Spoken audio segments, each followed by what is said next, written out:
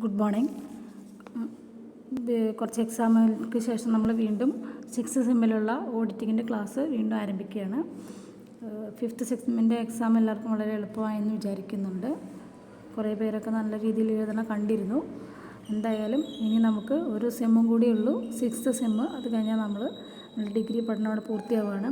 അപ്പോൾ എനിക്ക് എടുക്കാനുള്ളത് module 3 next chapter special areas of audit എന്ന് പറയുന്ന ചെറിയൊരു ചാപ്റ്റർ, വളരെ ചെറിയൊരു ചാപ്റ്ററാണ്.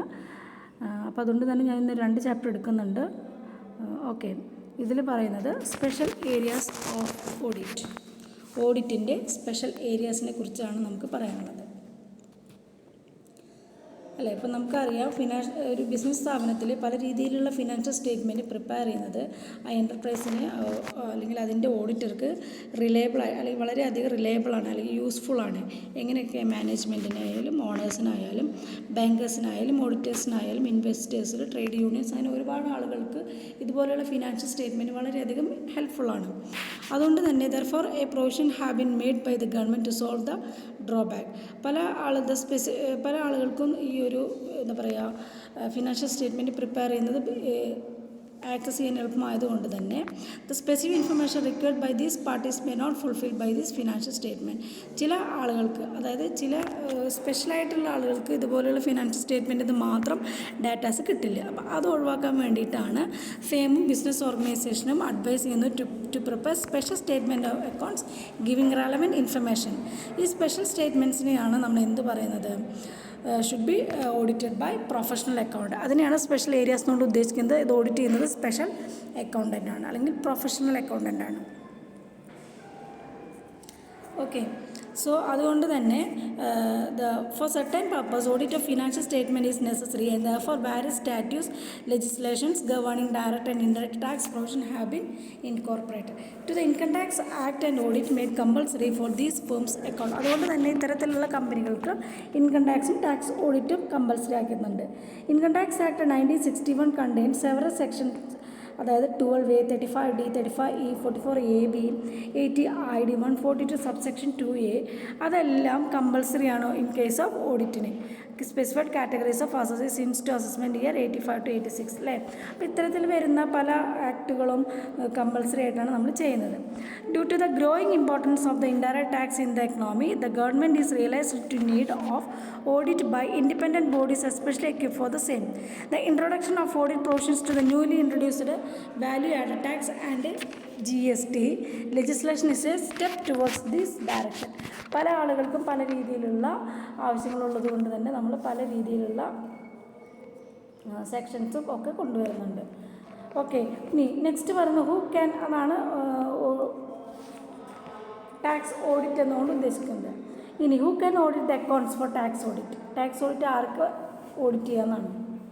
Under section 282 subsection 2 of Income Tax Act specifies that the audit is to be conducted by an accountant. ഒരു അക്കൗണ്ടൻ്റ് ആണ് ഓഡിറ്റ് നടത്തുന്നത്, which means a chartered accountant with the meaning of Chartered Accountant Act of 1949. Chartered Accountant Act of 1949 പ്രകാരമുള്ള ഒരു senior accountant ആണ് ഇത് audit നടത്തുന്നത്. ഇനി കുറച്ച് കാര്യങ്ങൾ പറയുന്നുണ്ട്. Tax audit under section 44AB, അതിലെന്തൊക്കെ കാര്യങ്ങളാണ് പറയുന്നത്. Okay, section 44AB provides for the compulsory audit of accounts of certain provisions carrying as any business provision. അതിൽ പറയുന്നത് section 44AB reads as under every person. ഏതൊക്കെയാണ് persons? Every person that is carrying business, its total sales turnover, gross receipt exceeds lakhs in any previous year.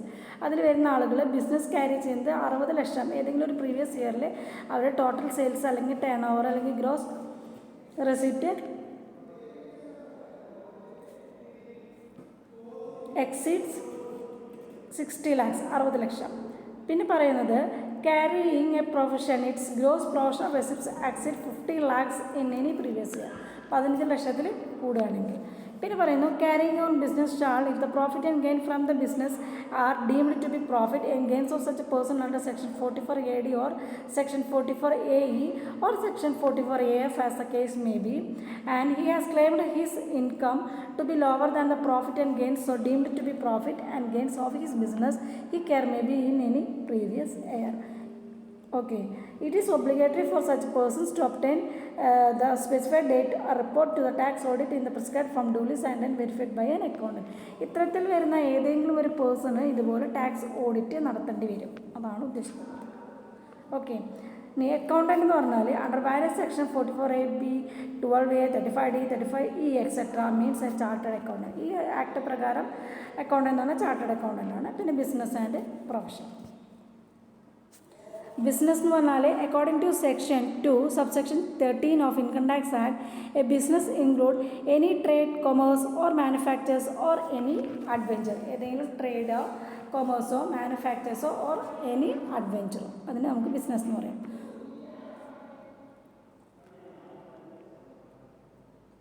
പിന്നെ പറയുന്നത് profession.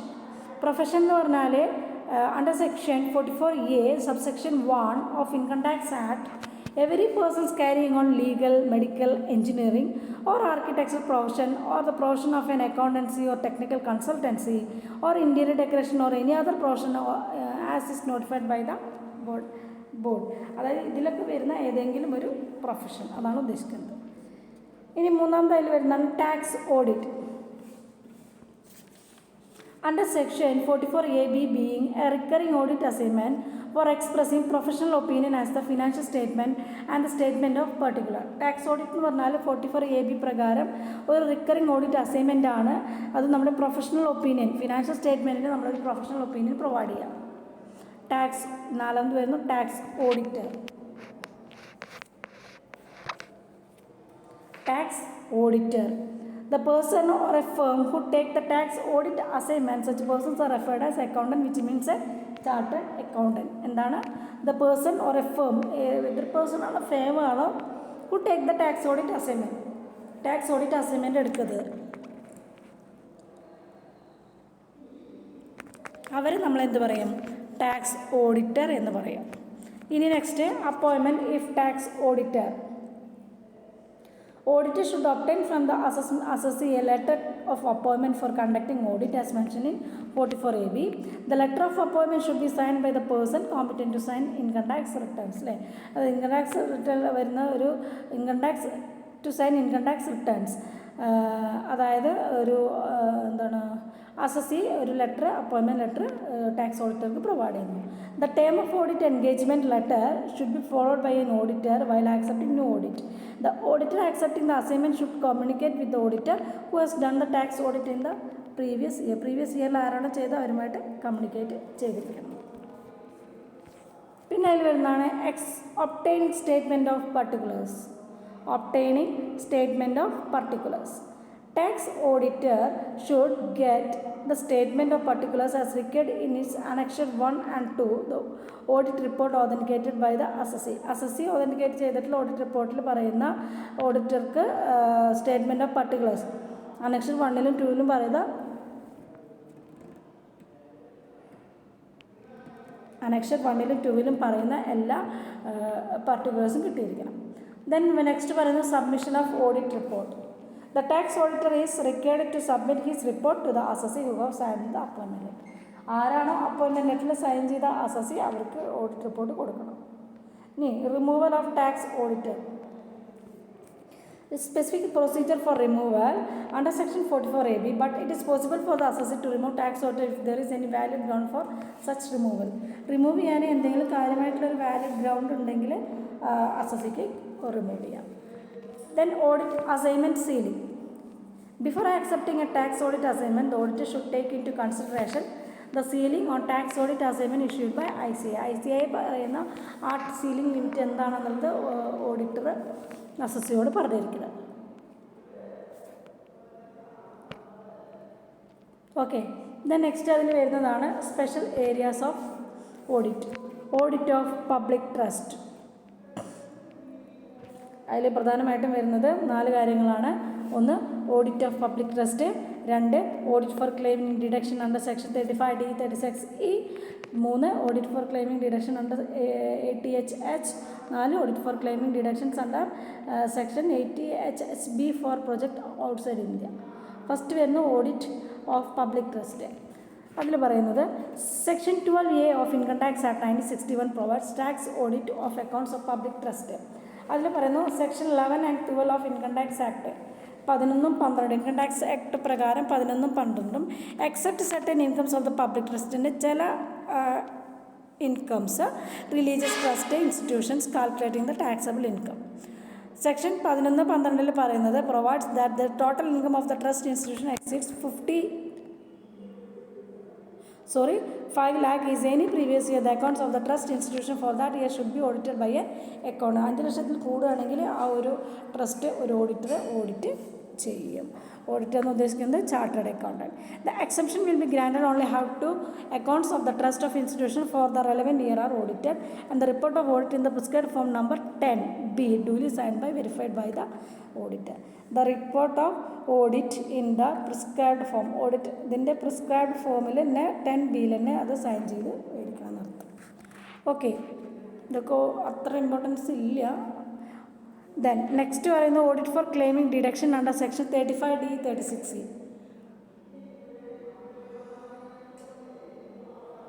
35Dയിലും 35D 36E ഈ രണ്ട് സെക്ഷനിലും പറയുന്നത് എന്താണെന്ന് വെച്ചാൽ section 35D income tax act പറയുന്നത് a deduction as regards some preliminary expenditure incurred for setting up a new industrial undertaking.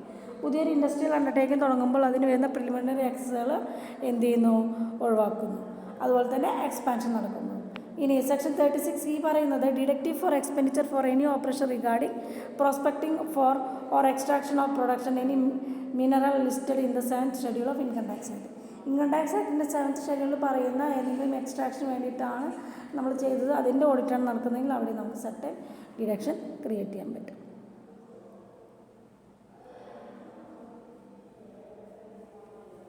The next വരുന്നു audit for claiming deductions under section 80HH. Audit for claiming deductions under section 80HH.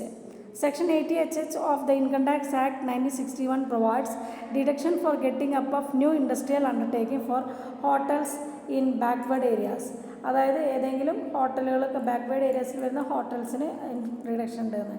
According to section 80HH, deduction allowed to the assessee from his total income of a sum of equal to 20% of the profit of such projects in backward ഏരിയയിൽ അതിന് എത്രത്തോളം 20% profit എത്ര വരില്ല അത്ര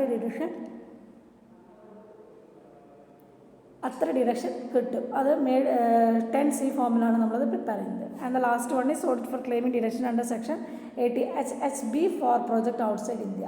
outside ഇന്ത്യയിൽ create ചെയ്യുന്ന ഒരു പ്രൊജക്റ്റിന് വരുന്നത്. If an Indian company or resident in India derives profit and gain from project outside ഇന്ത്യയിൽ നമുക്ക് ഡിഡക്ഷൻ കിട്ടുന്നുണ്ട്. അതിൽ പറയുന്നത് a part of the income is deductible from such profits and gains from 2001 to 4. No deduction will be allowed after 2004 and subsequent. 2001 മുതൽ 2004 വരെ certain amount deduction കൊടുത്തിരുന്നു. പക്ഷേ 2004 മുതൽ അതിൽ സബ്സിക്വൻറ്റ് ഇയേഴ്സിൽ there will be no reduction. അപ്പോൾ ഇത്രയും കാര്യങ്ങളാണ് ഈ ഒരു ചാപ്റ്ററിൽ വരുന്നത്. കേൾക്കുക, എന്തെങ്കിലും ഡൗട്ട് ഉണ്ടെങ്കിൽ പേഴ്സണലായിട്ട് ചോദിക്കുക.